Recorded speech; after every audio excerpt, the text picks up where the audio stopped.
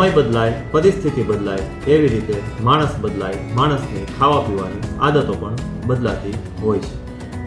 માણસ જ્યારે આદિમાનવમાંથી માનવ બની રહ્યો હતો તે વખતે કંદમૂળ, પાન, માંસ, ફળ, ફૂલ ખાતો હતો.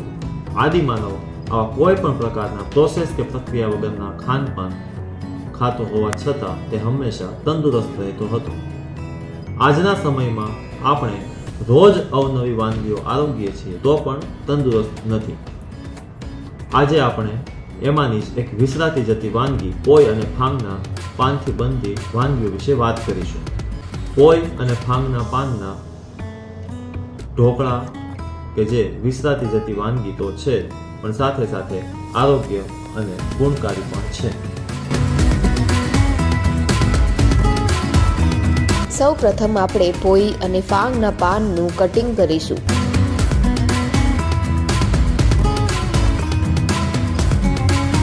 પાન કટિંગ કરીને પાણીથી સાફ કરી નાખશું. પાનને દૂધીના ચૂરણ સાથે મિક્સ કરીશું.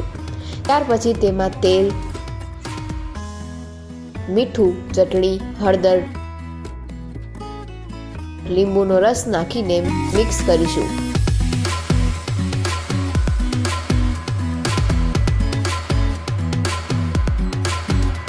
2 વાટકી ઘઉં અને 1 વાટકી બાજરીનો લોટ, આદુની પેસ્ટનું મિશ્રણ કરીશું.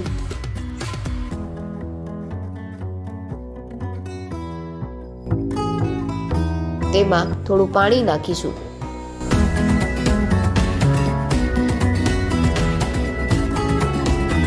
બધું મિશ્રણ થઈ ગયા પછી લોટના મુઠિયા બનાવીશું.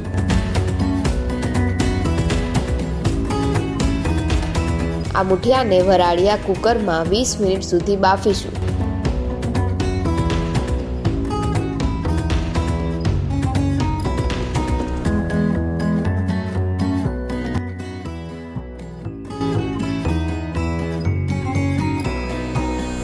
મુઠિયા બફાઈ ગયા પછી તેના નાના નાના ટુકડા કરીશું.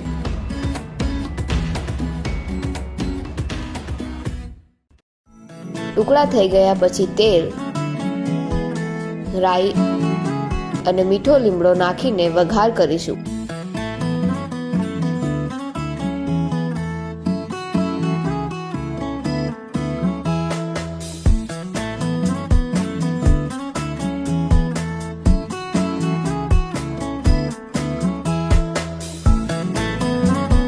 હવે પોઈ અને ફાંગના પાનના ઢોકળા થઈ ગયા તૈયાર. સ્વાદિષ્ટ અને પૌષ્ટિક ઢોકળાને છાશ અને ચટણી એમ બંને સાથે ખાઈ.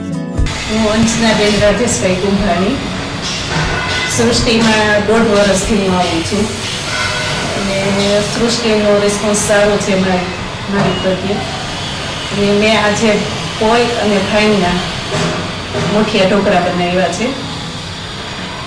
એ હેલ્થ માટે સારા છે પોઈ ને ફાંગના પાન. એમાં આપણે બાજરીનો લોટ, ઘઉંનો લોટ ને દૂધી ને મરચું ને મીઠું ને બધું નાખીને બનાવ્યા હતા. પોઈ અને ફાંગ હેલ્થ માટે સારી જ છે અને લોકો સુધી પહોંચાડવા માંગુ છું. આવી જ રીતે પોઈ અને ફાંગના પાંદડામાંથી પાતળા ઢોકળા કે ભજીયા પણ બનાવી શકાય છે. પોઈ અને ફાંગના પાનમાં ફાઈબર એટલે કે રેસા અને આયર્ન ભરપૂર માત્રામાં હોય છે જે આપણી પાચન શક્તિ સુધારે છે.